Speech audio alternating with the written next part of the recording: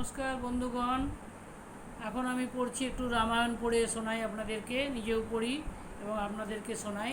হ্যাঁ, আপনাদেরকে বলেছি যে মন উদ্ভ্রান্ত থাকলে, মন খারাপ থাকলে আমি রামায়ণ মহাভারত একটু পড়ি, যেটা পড়লে মন শান্ত হয়। যাই হোক, আজকে আমি পড়ব রাম নামে রত্নাকরের পাপক্ষয়। ওং নমো ভগবতে বাসুদেবায় নমঃ। ওং নমো ভগবতে বাসুদেবায় নমঃ। ওং নমো ভগবতে বাসুদেবায় নমঃ। নারায়ণং নমস্কৃত্যং নরং চৈব নরোত্তমং দেবীং সরস্বতীং চৈব ততো জয় উদীরয়। জয় শ্রীহরি, জয় শ্রীহরি, জয় শ্রীহরি। মানুষ মারিয়া আমি আনি যত ধন, মম পাপভাগী তুমি হও একজন। পুত্রের বচন শুনি কুপিল চবন, হেন কথা তোমায় বলিল কোনজন।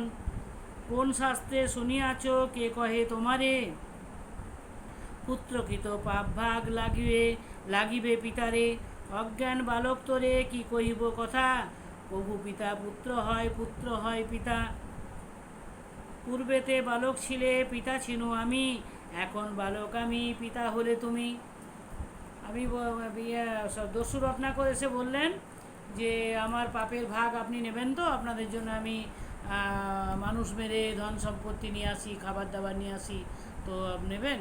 তখন মুনি চবন বললেন যে না, এটা তুমি কি করে বলছো? তুমি যখন ছোট ছিলে আমি তোমাকে কত কষ্ট করে, কত পাপ করে আমি তোমাকে বড় করেছি। এখন আমি তোমার পুত্রের সমান হয়ে গেছি, আমি কেন তোমার পাপের ভাগ নেব? যখন বালক ছিলে না ছিল যৌবন, বহু দুঃখ পরিতব করেছি পালন। কত করিয়াছি পাপ আপনি সংসারে, সেসব পাপের ভাগ না লাগে তোমারে। এবে পিতা হইয়াছ পুত্র তুল্য আমি, কোন রূপে তো আমাকে পশিবে নিত্য তুমি। মনুষ্য মারিতে তোমা বলে কোনজন, তোমার পাপের ভাগী হব কি কারণ। শুনিয়া বাপের বাক্য হেট মাথা করে, কাঁদিতে কাঁদিতে কহে মায়ের গোচরে। বাবার কাছে এরকম কথা শুনে দস্যু রত্নাকর মায়ের কাছে গিয়ে জিজ্ঞেস করলেন যে মা, আমার পাপের ভাগ কি তোমরা নেবে? শুনিয়া বাপের বাক্য হেট মাথা করে, কাঁদিতে কাঁদিতে কহে মায়েরও গোচরে। সত্য করি আমাকে গো কহিবে জননী, আমার পাপের ভাগী হবেন আপনি। জননী কহিতে ক্রুদ্ধা হইয়া অপার, এক দিবসের ধার কে শোধে আমার, এক দিবসের ধার কে শোধে আমার। 10 মাস গর্ভে ধরি পুষেছি তোমায়, তব যত পাপ পুত্র না লাগে আমায়। শুনিয়া মায়ের বাক্য মাথা হেট কইল, পত্নীর নিকট গিয়া সকলই কহিল। পত্নীর নিকট গিয়ে জিজ্ঞেস করলেন, বাবাকে জিজ্ঞেস করলেন পাপের ভাগ নেবেন? বলল না, তোমার পাপের ভাগ তোমাকেই বইতে হবে। মাও বললেন আমি 10 মাস 10 দিন তোমাকে পেটে ধরেছি, সেই ভার আমি নিয়েছি, এখন তোমার পাপের ভাগ আমি ভাগ নিতে পারবো না। শুনিয়া মায়ের বাক্য মাথা হেট কইল, পত্নীর নিকট গিয়া সকলই কহিল। জিজ্ঞাসি তোমারে প্রিয়ে সত্য করি কহ, আমার পাপের ভাগী হও কিনা হও। জিজ্ঞাসি তোমারে প্রিয়ে সত্য করি কও, আমার পাপের ভাগী হও কিনা হও। শুনিয়া স্বামীর বাক্য কহিছে রমণী, নিবেদন করি প্রভু শুন গুণমণি। বিধাতা করেছে মোরে অর্ধাঙ্গের ভারী, অন্য অন্য পাপ নিতে পামি এই পাপ নারী। যখন করিলে তুমি আমারে গ্রহণ, সর্বদা করিবে মোর ভরণ পোষণ। আর যত পাপ পুণ্য ভালো লাগে মোরে, পোষণার্থে পাপ ভাগ না লাগে আমারে। মনুষ্য মারিতে কেবা বলিল তোমাকে, এইমাত্র জানি তুমি পারিবে আমাকে। শুনিয়া ভার্যার কথা রত্নাকর ঘরে, কেমন তরিব আমি এ পাপ সাগরে। ডুবিনু পাপেতে মোর কি হইবে গতি, কাঁদিতে লাগিল মুনি সরিয়া দুষ্কৃতি। লোহার মুদগর নিজ মাথায় মারিল, অচেতন হয়ে তবে ভূমিতে পড়িল। চেতন পাইয়া মুনি ভাবিল অন্তরে, সেই মহাজন যদি মোরে কৃপা করে। ইহা ভাবি উভয়ের সন্নিধানে গিয়ে কহিল ব্রহ্মার পায় দণ্ডবত হয়ে। এটা শুনে সবাই যখন বললেন পাপের ভাগ নেব না, তখন তিনি কাঁদতে কাঁদতে ব্রহ্মার পায়ের কাছে গিয়ে পড়লেন। একে একে জিজ্ঞাসনু আমি সবাকারে, মম পাপভাগী কেহ নাহিক সংসারে।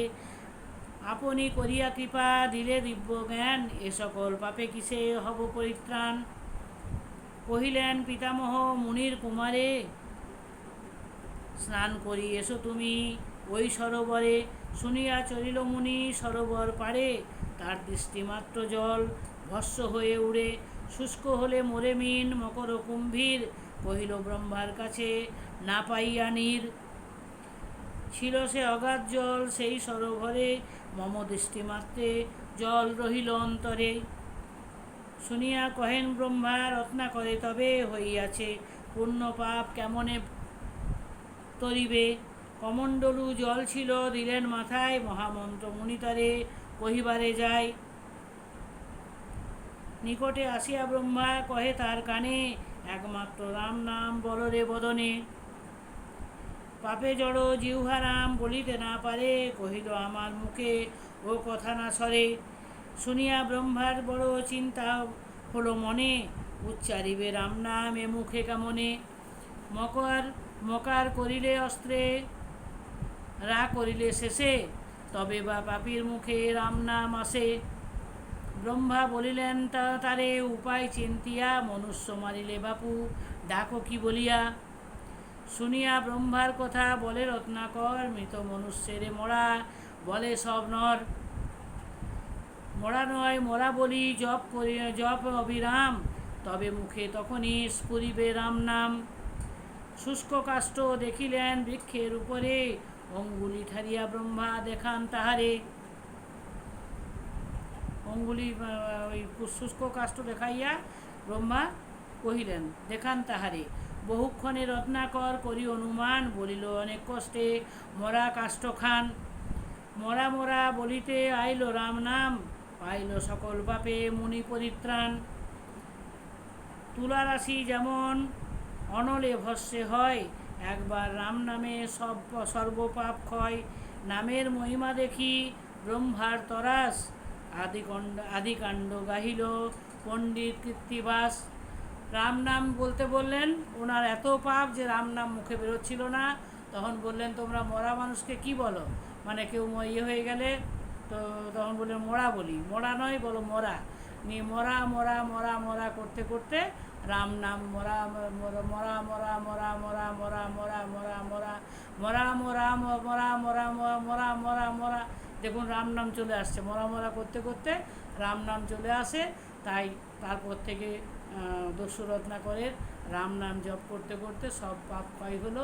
তারপর তিনি বিরাট মুনি হয়ে তারপর তিনি রামায়ণ রচনা করেছিলেন।